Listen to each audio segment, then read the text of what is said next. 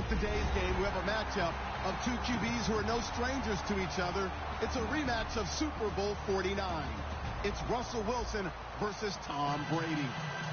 So let's get you up to Foxborough as we check in with our commentators, Brandon Gaudin and Charles Davis. Larry, we are about an hour's drive southwest of downtown Boston in the area known as Patriot Place, Gillette Stadium here in Foxborough. Coming up is a rematch of that memorable Super Bowl 49 between the Seattle Seahawks and the New England Patriots.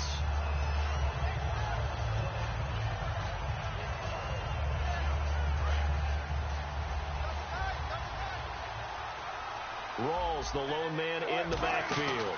He'll get him running right. And he goes across the 20 to the 22. Earlier, partner, when discussing Russell Wilson, you said you think he's best when Seattle is running back centric. Is Thomas Rawls the centerpiece going forward there? I think so because of what he did 2 seasons ago before he got hurt. Because he runs that offense the way they want it run. One cut, downhill, get upfield, and Thomas Rawls is perfect for that. If he stays healthy, that allows Russell Wilson now to throw the play action, to bootleg passes that really hurt other teams defensively. And Rawls has youth on his side, just 23. He's got Kurz. And he gets it to the 34, good enough for the first. And Brandon, from our time in college football, where receivers weren't running the traditional NFL route tree, one thing they did learn, find open areas, find soft spots, and set up and catch the ball. And I think we just saw that there. Yeah, we saw that indeed, picking up the first. He goes for 18 there as the drive will continue. And he was able to find a very soft spot in that zone coverage. I love that term, Brandon. That soft spot where you find the open area, set up, and catch the football before the hard collision comes afterwards.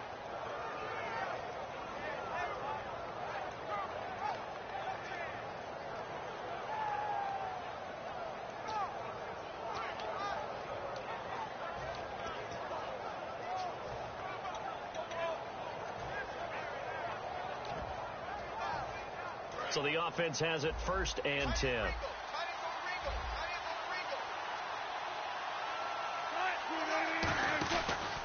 Wilson, a give to Rawls. And able to push his way forward here for a good little gain. Give him 5 on the carry there, and it'll be 2nd down. There's New England defensively. Last year, the #1 overall defense as far as points given up goes. And they've got a lot coming back in 2017. Now, they certainly do. And let's go back to the Super Bowl. Trey Flowers, who was their leading sack guy in 2006, he had 7 in the regular season. He was a monster in the Super Bowl against Atlanta. He's back there for them. How about Dante Hightower at linebacker? His first Pro Bowl in 2016. And then, just moving on back to the secondary, Devin McCourty, the guy who quarterbacks him back as safety. He's been to the Pro Bowl as a corner and as a free safety.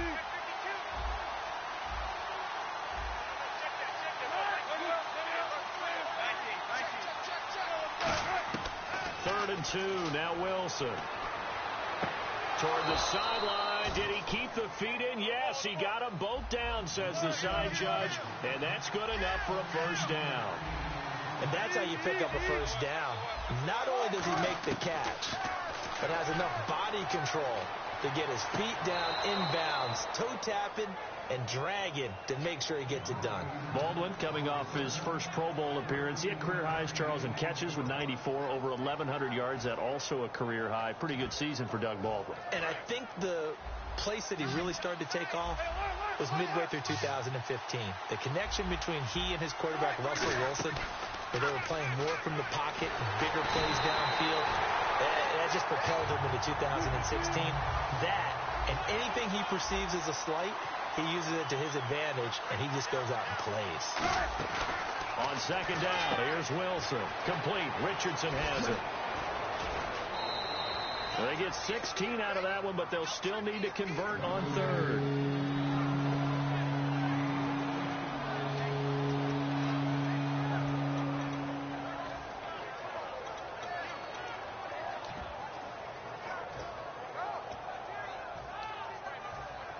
So play number 10 now coming. It's been a long opening drive, but this is 3rd down. The first carry for the rookie Procise. And he's across the chalk into the end zone. Touchdown, Seahawks. C.J. Procise taking it in from 2 yards out. And this will give the Seahawks a 7-0 lead. And the Seahawks take the ball down the field and score on the opening drive. Hauschka now to send this one away following the score.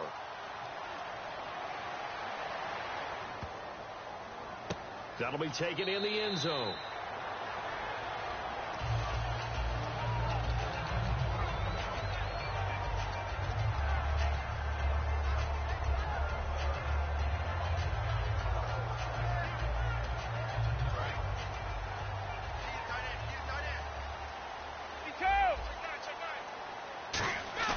Now a play fake here on first down. And his first pass is incomplete. Malcolm Mitchell out of the University of Georgia was the intended receiver. And now it's second down. And we roll now on the offensive starters, and everybody always loves to talk about Gronk. And wouldn't a lot of teams love to redraft right now? This guy went in the second round. And he fires one that's intercepted. Picked off by Deshaun Shedd. And they'll start out with great field position at the 47-yard line in enemy territory. They told us repeatedly earlier in the week in our meetings, we need some plays from our defense here on the road early. They got one. And don't think they were above all week. The Pats are going to get there. Down he goes. Dante Hightower in there to pick up his second sack now of the afternoon. Man, he got in there so quickly, Charles. What could the offense have done to adjust and account for that? He rifles one that's intercepted. Picked off by Eric Rowe. And they take possession of the football and have it at the 36-yard line. Here come the Patriots again on offense, the Super Bowl champions. And, boy, they have been able to do it a lot of times, Charles, with unsung heroes, haven't they? Look at the names that led them through the playoffs. Hogan, White, Lewis, guys you just wouldn't think of. Yeah, Deion Lewis, a fifth-round pick, 3 touchdowns against Houston in the divisional round. Chris Hogan, undrafted. He ends up having 180 yards in receptions, including 5 plays of 20 yards or more against the Pittsburgh Steelers. And how about James White, a 4th-round pick out of Wisconsin? Think about who he played behind while he was at Wisconsin. And now a fumble. Brady loses the football. And the Seahawks have picked it up. And they will take over at the 26-yard line.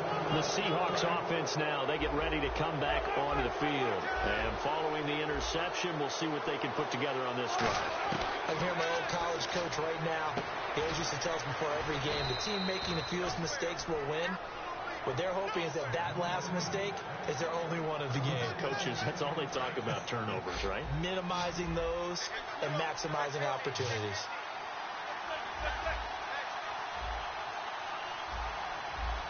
Graham slotted out to the left.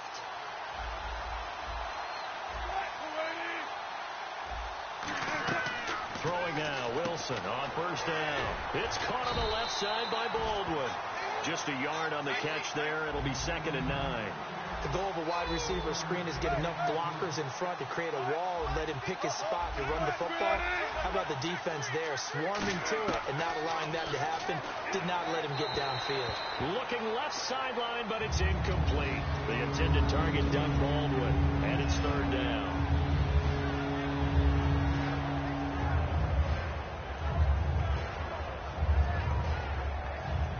Nine yards to go. It's 3rd down. Looks like the defense in press coverage here. On 3rd down, Wilson. And he's got it. Caught in the end zone for the Seahawk touchdown. Luke Wilson, a 12-yard touchdown grab. And the Seahawks add on to their lead. And it's good to make it 14-0.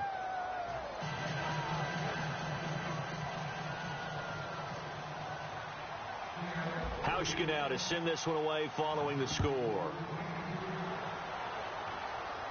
And no return on this one as the fair catch is signaled for and taken. Okay, partners, New England comes out here to take the field on offense. And this is such an interesting story, how they've been able to do it year after year after year.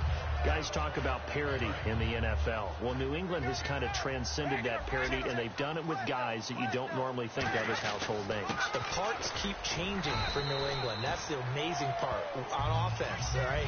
Offensive linemen change, receivers change, running backs change. We know the one constant is Tom Brady, and that's a huge deal for them. But to be able to do it in what you call the parity times, and you're exactly right, everyone's supposed to be pretty equal. New England still a top 10 offense year in and year out. In 2016, they were number 4, and that helped them with the number 1 ranked defense.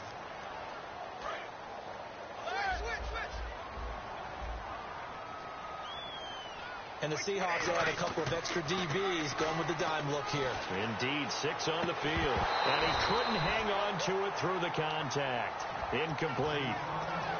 And he's certainly not a guy that drops that football very often. Indeed, because that's a bit of a surprise. I know he's in the middle of some traffic and people, bodies all around him, but he usually has the focus to haul that one in. They'll bring a receiver in motion left. They do go for it. It's Brady. This is caught. It's Julian Edelman. And he takes it all the way down to the 32. An incredible play there on 4th down. And even 40 yards. And the wideout in motion. Brady gives now the blunt. And nothing doing. He's immediately taken down at the line of scrimmage. Call it no gain on the play, and it'll be 2nd down. Nice job there defensively to clamp down because really they've been on their heels this drive. Agreed, and they really needed that one for confidence, just to feel a little bit better. But I don't know if I would be daunted by them stopping me on one run. This drive has gone pretty well. I could come right back at them. Brady now to throw. And incomplete. He dropped it in the end zone. After all the preparation, all the practice, a play like that will absolutely break your heart. They had everything they wanted, just unable to complete it. In the end zone, a big-time drop.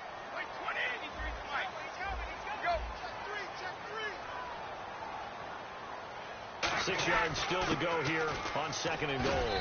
And he's going to press this one forward as they stop it right around the 1. And LeGarrette Blount just does not go down easy. You know, from my experience as a defensive back, this was a difficult guy to try and tackle because of the force that he runs with, and he's not going to be daunted no matter it's the first quarter or the fourth quarter, Brandon. Well, what shocks me about last year, 18 touchdowns. I mean, the yards were pretty good, 1161. But when I think of New England, I don't think of a running back getting 18 touchdowns. You know, that to me, it was the combo that made the 2016 season for him. Most yards in his career, most touchdowns in his career by far. And he's the type of guy that, hey, you want to give it to me inside the 5? He doesn't believe anyone's going to stop him. 3rd and goal, Patriots now Tom Brady. for the 1. Tom Brady on the sneak. They come up in an offset eye. They'll run for it. This is White. And he is in. Touchdown, New England. James White punching it in from a yard away. And the Patriots get a score closer. But they decided to run it in and got it done on 3rd and goal. A lot of times, that's a passing play. And the kicker, this has to come out for the PAT. He can breathe a sigh of relief as well, right? Although I don't know.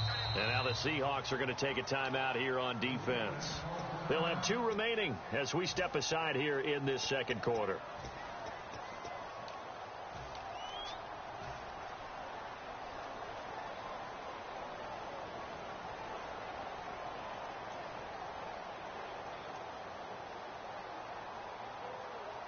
And no move to take the offense on the field. They're going to stay out there and go for it on 4th and goal.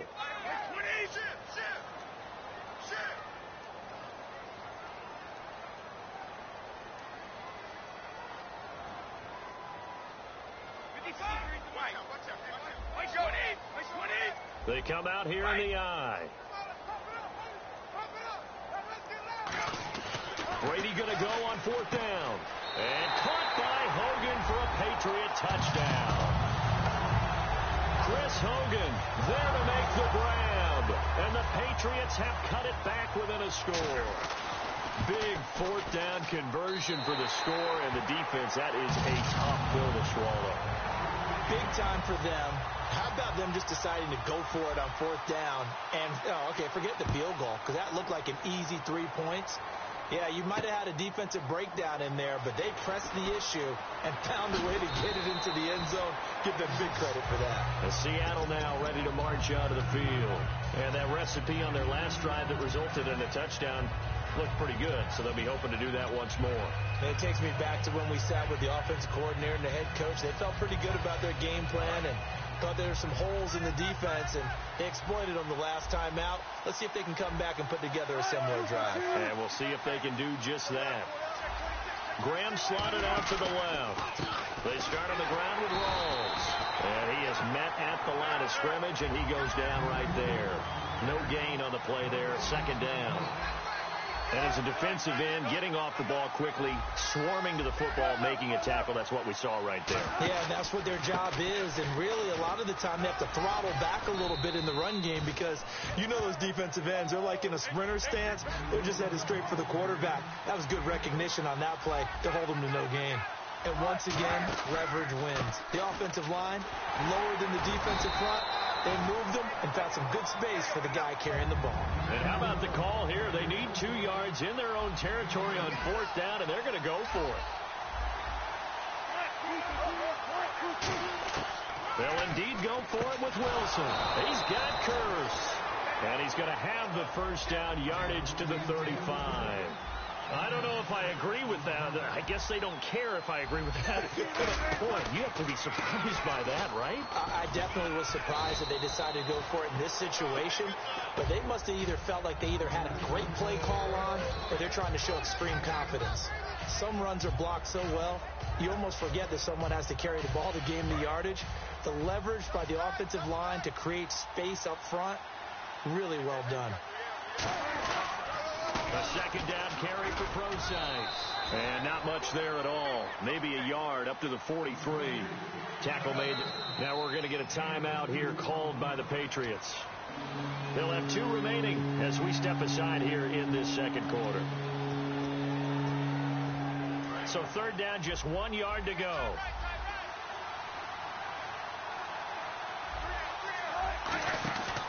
They run with a power back. Rawls. And now whistles blow, and the Patriots are going to take another timeout.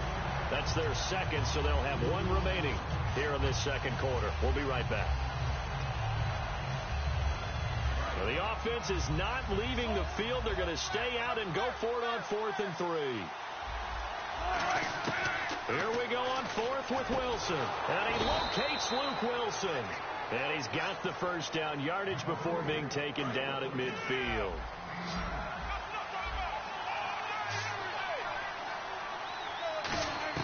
From midfield now, here's Wilson. It's caught on the left side by Baldwin. And he'll be taken down, but not before getting this inside the 30. I don't care how many times you tell the story, it never loses its luster for me. Doug Baldwin, undrafted out of Stanford, and plays like a #1 receiver should in the NFL. I don't care how you cover him. I don't care that his size isn't great. He's the one that typically comes up with the football. Absolutely. His roots go all the way back to Gulf Breeze, Florida, where he's from, right on the water near Pensacola. And then, of course, to Stanford. And, boy, he's been good. They stay on the ground. Rawls again. Cuts. And he will score. Touchdown, Seattle. Thomas Rawls, 25 yards. And the Seahawks find a way to stretch their lead. And that'll give them a 2-score lead here, but I'm looking ahead. They just want to hold it for the final moments here in the 2nd quarter. They don't want to give up anything on the other side. No, not at all, because if they don't, it almost had the feel of an imposing their will score. And right now, they want to make sure they keep that and carry it into the 2nd half. Now Jones. And he'll get it up past the 20 to the 22-yard line. And the Patriots gearing up to go now. And what do you think goes on here in this situation? If you got the football, you're trailing, you're back in your own territory with just a little time. Do you try something? You're thinking about jump-starting your team, right? You just mentioned it. They're down. They're trying to get back into the game. But you got to figure, if something goes wrong, you may have put yourself in a spot where you may not be able to come back in the second half. Managing risk, this is a big decision here.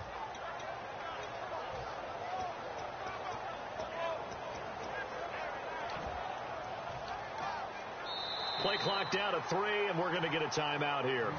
And with halftime on the horizon, they'll be out of timeouts from here forward.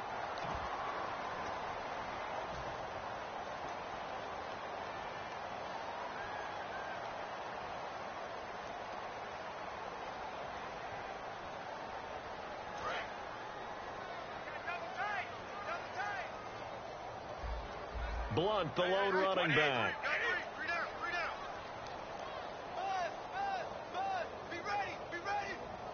They'll bring the tight end in motion right. And the big tight end shifting around. Brady now on first down. And he'll be hit as he releases it, and that'll fall incomplete. Little lull in the action here to go over an offseason storyline that's kind of interesting. L.A. a couple years ago, they have no teams, and now they're going to have 2 with the move from San Diego to L.A. What does that mean for the league and for the Chargers? It seems like an easier transition, doesn't it, than St. Louis when they moved back to Los Angeles. Less culture shock. Less culture shock, less, obviously geography, the whole deal. And a double coverage, and it's